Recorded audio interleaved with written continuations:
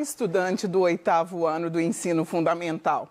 Sou Mônica Couto, professora de Geografia. Como você vem acompanhando nas nossas aulas, estávamos estudando características da população. E agora vamos aprofundar pensando essas características da população, mas as relações econômicas, naturais e sociais em alguns continentes. Vamos estudar especificamente América e África. Mas antes da gente começar a estudar com mais profundidade esses dois continentes, vamos nessa aula construir alguns conceitos. E dei o nome da aula, então, de múltiplos territórios. Já que iremos tratar, então, de dois continentes com grande volume de países, a gente primeiro vai começar a conceitualizar, a pensar alguns conceitos que vão ser importantes para a gente compreender as relações entre esses países. Então, na aula de hoje, eu te convido a tentar explicar comigo os conceitos de território, territorialidade, estado, nação, governo e país. Uma outra coisa que faremos juntos na aula de hoje é identificar questões no mundo e principalmente associadas a esses dois continentes que nos permitem refletir então sobre esses conceitos. E para começar, eu te desafio a responder comigo a essa pergunta. Observe então o nosso planisfério político, ou seja, o mapa mundi, com a divisão dos países, e tente responder comigo. Os limites territoriais desses países no mundo aí foram sempre os mesmos? E aí a gente pode pensar no próprio Brasil, o país de qual somos, uma nação. E a resposta é não. O mapa político do mundo, ele não é definitivo. E por que esse mapa político, ele não é definitivo? Quando a gente pensa os limites e as fronteiras, e eu acho que cabe a gente relembrar a diferença entre limite e fronteira, quando a gente diz de limite, a gente está dizendo daquela linha imaginária ou daquele acidente geográfico que determina onde começa um território e termina um outro. Quando a gente fala de fronteira, a fronteira é esse espaço mais dilatado entre os limites de dois territórios, então. E aí a gente pode pensar a fronteira Brasil-Paraguai. A fronteira é aquele espaço entre os dois países, uma faixa. O limite é especificamente aquele local onde você põe o pé e diz, olha, agora estou ingressando, por exemplo, no Paraguai. Então, por que o mapa político do mundo, ele não é definitivo? Porque a explicação que está sendo trazida aqui está dizendo o seguinte: existem povos que historicamente eram donos de um determinado território. Mais do que ser dono, eles se apropriaram daquele território. E por algum motivo, ao longo da história, esse território foi dominado por um outro grupo. E esses povos, até os dias atuais, eles ainda brigam por esse território. E aqui eu trouxe alguns exemplos. É o caso dos chechenos no território da Rússia. Eles são um povo aí que já viviam naquele território, mas o território foi ocupado pelo país Rússia e eles não têm, então, a legitimidade daquele espaço. E lutam por esse espaço. Então, pode ocorrer uma independência, um reconhecimento e esse território... E nesse território haver essa modificação, então, desses limites. Aí tem outros exemplos, os palestinos no Oriente Médio, os bascos na Espanha e na França, e os curdos que a gente vai falar um pouquinho mais à frente.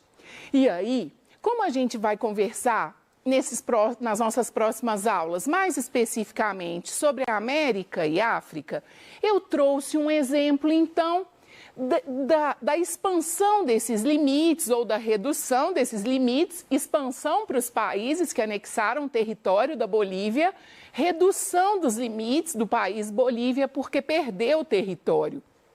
Então, trouxe um exemplo na América. E aí, se você dá uma observada nesse mapa, o território da Bolívia, ao longo da história, ele tinha esse formato maior, onde você observa um amarelo mais claro, tons de alaranjado, um amarelo mais escuro. O território da Bolívia, ele caiu pela metade em extensão territorial.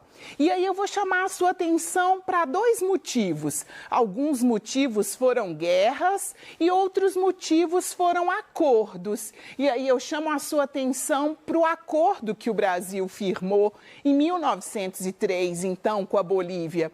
O Brasil comprou o território que hoje a gente tem, a nossa unidade federativa, o Acre. Se você observa, a parte mais esverdeada aí, ela tem o formato próximo do que é o estado do Acre hoje. E aí eu chamo a sua atenção para uma guerra que trouxe algum prejuízo para a Bolívia, que foi entre o Chile, com o Chile. A Bolívia, quando ela perde esse território do Chile, ela perde a sua saída para o Oceano Pacífico. E a gente sabe o quanto é importante ter uma saída para o mar. É uma condição de repente, haver a construção dos portos. Então, percebe como que se valida aquela pergunta inicial? Então, de verdade, o mundo, o território, os limites, eles não são definitivos. Então, o nosso mapa mundi político, ele pode passar por mudanças. E aí você deve estar se perguntando, afinal de contas, o que é o território? E aí eu já te respondo, o território, ele traz em si pelo menos dois significados. O território, ele é esse espaço físico onde a gente tem tradicionalmente um poder político atuando. Mas se você se lembra, o território, ele é mais do que esse espaço físico da dominação. Ele é também um espaço simbólico. Então, há a apropriação desse território, há aquele sentimento de pertencimento, há aquele sentimento de abrigo, há uma relação simbólica de um determinado povo, de uma determinada nação com esse território. Por isso se justifica o título da nossa aula, Múltiplos Territórios. E aqui a gente tem o autor que traz, o território é sempre múltiplo, diverso e complexo. Então vai ser desse conceito de território que a partir de agora a gente começa a construir os outros conceitos que combinamos lá no início da nossa aula. E aí você deve estar se perguntando, mas quando é que um território se configura como um estado e como um estado-nação? E um estado aqui com letra maiúscula, a gente vai fazer a diferença também, por que a gente emprega estado com letra minúscula. E aí, quando a gente está dizendo que um território ele se configura como um espaço, é quando ele tem definido os seus limites e fronteiras, mas mais do que os seus limites e fronteiras, existe nesse território uma administração, um conjunto de instituições que controlam e administram essa nação, esse grupo de pessoas, bem como organiza essa sociedade nesse campo político, nesse campo administrativo. Geralmente, os estados, eles são regidos por constituições. E aí, se a gente pensa o Brasil, a nossa Constituição Federal é a de 1988. E aí?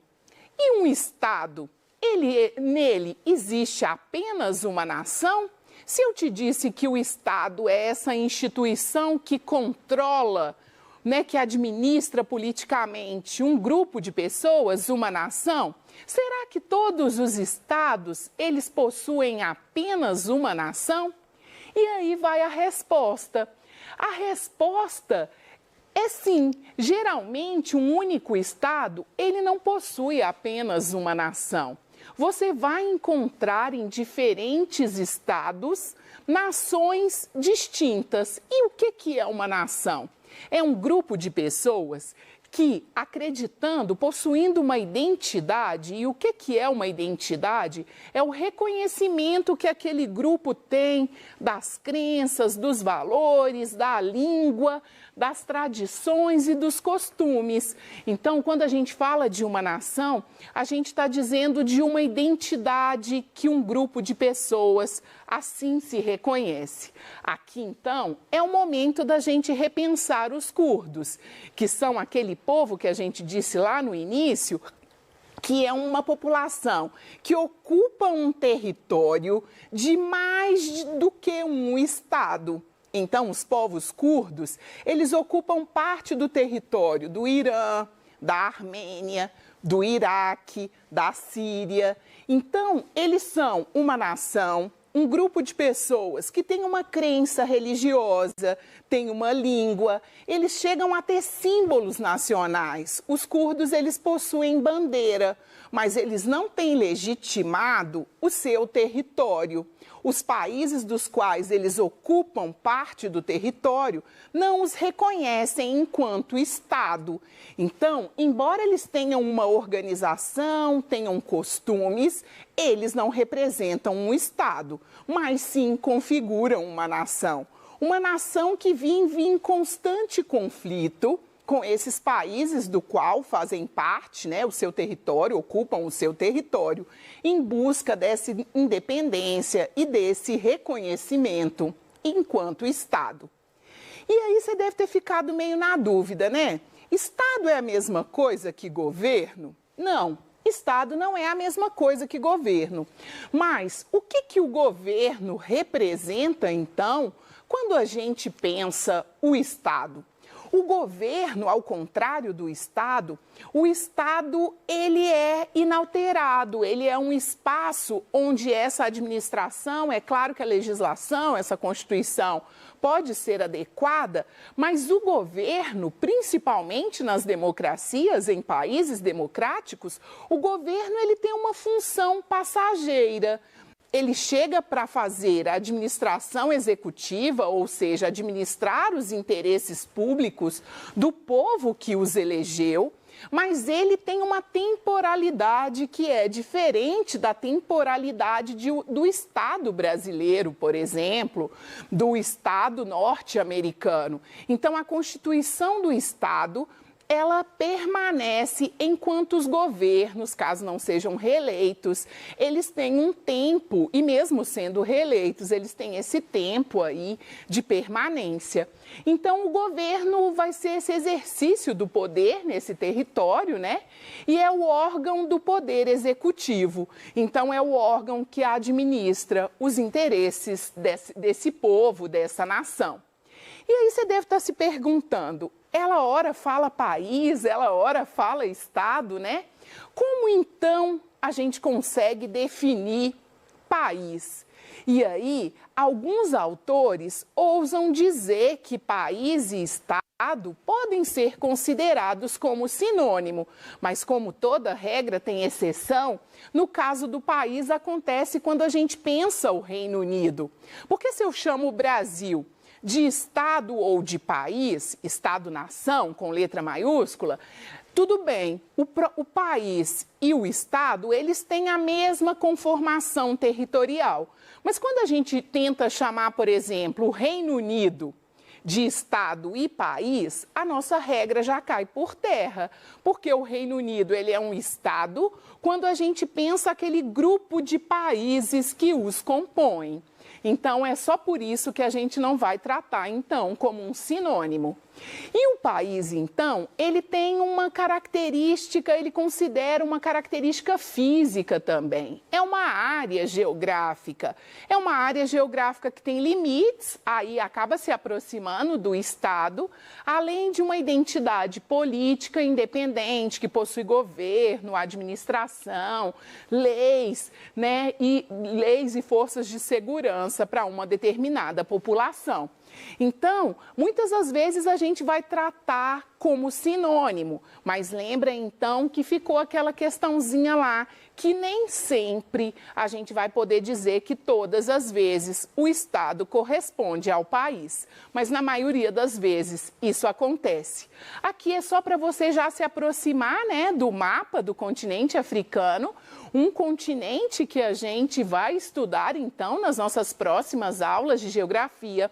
Aqui então é só para você pensar essa divisão política. Olha aí a distribuição então do continente africano por estados-nação, por países, além dele estar também regionalizado, né? Então aqui a gente acaba tendo duas informações dentro de um mesmo mapa. E aí, agora para a gente testar e pensar um pouquinho se ficou claro tudo o que a gente disse então na aula de hoje, eu te convido a tentar responder comigo então essa pergunta. O espaço demarcado de um país por suas fronteiras políticas, que podem ser naturais, rios, relevo, vegetação, ou artificiais, traçadas de forma política a partir de negociações diplomáticas, é definido como. Então, eu vou te chamar a sua atenção para alguns elementos. Aqui na nossa questão, ele acabou tratando fronteira como limite. Ele chamou aí a fronteira desse espaço que pode ser um fenômeno natural. Então, aqui a gente está fazendo a leitura de limite e fronteira como sinônimo. Pode ser, então, tanto traçado naturalmente, porque uma cadeia de serras ou uma cadeia de montanha definiu a fronteira e o limite entre dois países, mas ele pode ser também feito como tratados. E aí, se a gente volta no mapa do continente africano, isso fica claríssimo como que administrativamente, num contexto de imperialismo, o continente africano foi dividido entre as nações. Se você observa, o continente africano é o que tem as suas fronteiras mais retilíneas. E isso gerou muitos problemas que a gente vai conversar depois. Problemas, por exemplo, de grupos que viviam em territórios diferentes serem inseridos em um mesmo país. E isso trouxe muitos problemas. Então, aqui ele disse que a fronteira ela pode ser tanto natural quanto artificial. E aí, você acha que esse conceito, ele representa a definição de Estado, de nação, de território ou de governo? E aí eu chamo a sua atenção para o início da frase, da afirmativa. É ela que te faz compreender que ele está dizendo do território. Ele começa dizendo assim, ó, o espaço demarcado. Embora ele traga algumas características, outras características, não poderia ser uma nação porque não descreve um grupo de pessoas que compartilham uma mesma língua, um mesmo costume.